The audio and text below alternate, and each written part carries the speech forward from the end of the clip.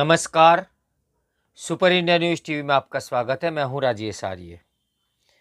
आइए देखते हैं आज का विशेष समाचार।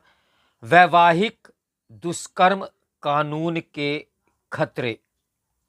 महिला अधिकारों के लिए संघर्ष करने का यह मतलब नहीं कि पुरुषों के अधिकारों की पूरी तरह अनदेखी कर दी जाए। वर्ष 2012 में मैं जब एक प्रोग्राम में गया हुआ था, तब धारा 498 का दुरुपयोग चरम पर था। जिस किसी वकील या पुलिस अफसर से बात करो, सब ऑफ कैमरा रहते थे कि ये कानून महिलाओं के हाथों में दिया गया वह हथियार है जिसे वह पति और उसके परिवार को बर्बाद करने के लिए इस्तेमाल कर रही है। इसी दौरान नारीवादियों से भी बात की। अचंभे की बात तो यह थी कि जहां सुप्रीम कोर्ट इस कानून के दुरुपयोग की कानूनी आतंकवाद की संज्ञा दे चुका था, वहीं नारीवादी यह मानने को तैयार नहीं थे कि कोई स्त्री कानून का दुरुपयोग भी कर सकती है। अंततः 2014 में सुप्रीम कोर्ट ने गाइडलाइन जारी की और 498 में तुरंत गिरफ्तारी पर रोक लगा दी। इसके बाद पारिवारिक विवादों में छेड़खानी, दुष्कर्म, अप्राकृतिक सेक्स जैसे आरोपों का इस्तेमाल भी किया जाने लगा। जेठ, देवर, ससुर, मामा, चाचा, ननद के पति आदि पर यौन शोषण का आरोप लगाकर उन्हें जेल भिजवाया जाने लगा ताकि भारी रकम वसूल की जा सके। किसी भी कोर्ट परिसर में मध्यस्थता केंद्र में जाकर देखें तो आपको इन मुकदमों में सौदेबाजी होती मिल जाएगी। जितनी संगीन धाराएं, उतनी बड़ी मांग। पति और उसका परिवार धक्के खाकर और जेल में सड़कर इतना हार जाता है कि कोई भी मांग मान लेने को तैयार हो जाता है।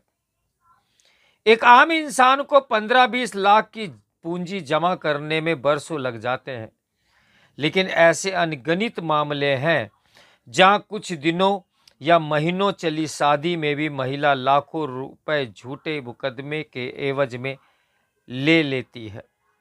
महिलाओं के पास बहुत से ऐसे कानून हैं जिनके तहत वे पति और उसके परिवार के खिलाफ शिकायत कर सकती है। ऐसे में क्या वैवाहिक दुष्कर्म का कानून लाना जरूरी है?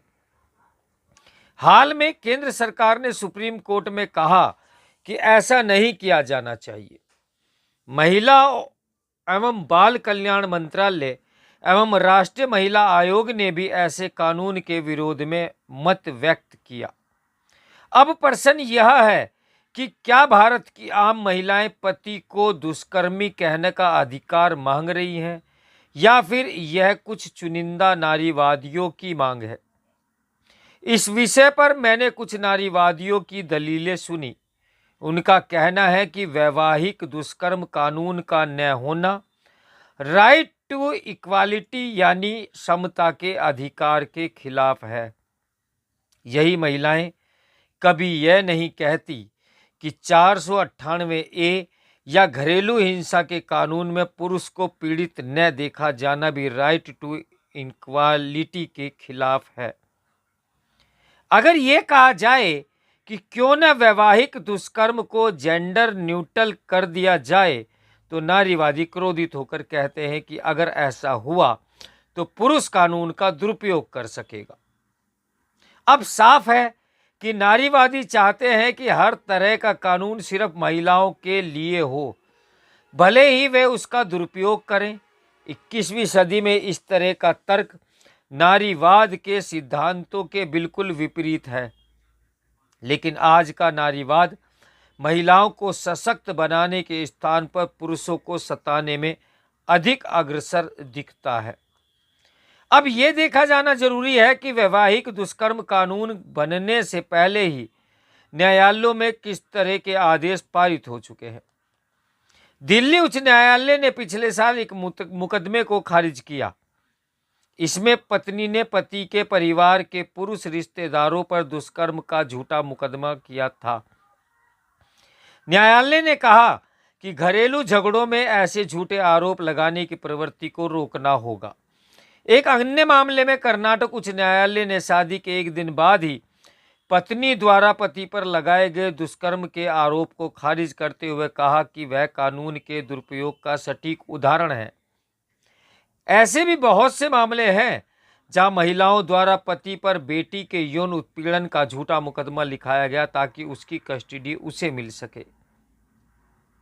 हमारी संस्था एकम न्याय फाउंडेशन ने 2023 में 825 ऐसे मामले उजागर किए जहां या तो पत्नी ने प्रेमी के साथ मिलकर पति को मार दिया या पुरुष ने पति या प्रेमिका द्वारा प्रताड़ना के कारण आत्महत्या कर ली। जब हम हर दिन झूठे मुकदमों में फंसे पुरुषों द्वारा आत्महत्या करते देख रहे हैं, तब यदि वैवाहिक दुष्कर्म का कानून आया तो जो महिलाएं व्यभिचारी या झगड़ालू हैं वे इस कानून का बेजा इस्तेमाल करेंगी। ऐसे किसी कानून के संदर्भ में कुछ अहम सवाल हैं। अगर महिलाएं कह दें कि 2 साल पहले पति ने दुष्कर्म किया था तो वह कैसे साबित कर पाएगा कि उसने ऐसा नहीं किया था। अगर महिला मुकदमा करने के बाद उसे वापस लेने के लिए लाखों या करोड़ों रुपए की मांग करे तो क्या न्यायालय ऐसे मुकदमों की सेटलमेंट के नाम पर खत्म करेंगे जैसे 498 में ए में होता है? अगर हाँ तो क्या यह उगाही का एक और जरिया नहीं बन जाएगा? क्या महिला को झूठा मुकदमा करने की कोई सजा मिलेगी?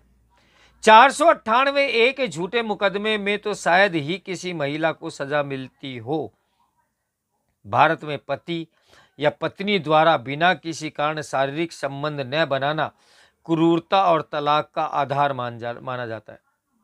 यदि पति इसी आधार पर तलाक मांगता है और उसके बाद पत्नी दुष्कर्म का आरोप लगा देती है तो कोर्ट किसकी मानेगा? क्या केवल महिला का कथन पति को जेल भेजने के लिए पर्याप्त होगा? यदि सिर्फ महिला अधिकारों का ताना बाना नहीं है, जैसा कि नारीवादी तबका सिद्ध करना चाहते हैं, महिला अधिकारों के लिए संघर्ष करने का मतलब यह नहीं कि पुरुषों के अधिकारों की पूरी तरह अनदेखी कर दी जाए। मान सम्मान सिर्फ नारी का नहीं, पुरुष का भी होता है।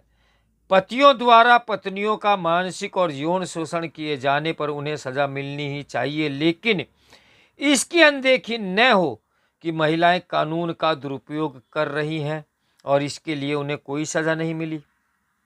सुप्रीम कोर्ट को इस पर गौर करना चाहिए कि जो कानून इतनी बड़ी आबादी वाले देश में हर शादी को प्रभावित करने वाला हो, उसे सिर्फ एक पक्ष के अधिकारों के मद्देनजर बनाने के बजाय ऐसा कोई रास्ता निकालना चाहिए जिससे किसी के भी अधिकारों का हनन ना हो। आज स्थिति यह हो गई है कि लाखों लाखों लोग निरपराध जेल में सड़ रहे हैं केवल और केवल महिला उत्पीड़न के कारण, जो कि सरासर झूठ की श्रेणी में आते हैं। तो मेरे साथ बने रहे सुपर इंडिया न्यूज़ टीवी की ब्रेकिंग न्यूज़ के लिए। नमस्कार, मैं हूं राजेश आर्या।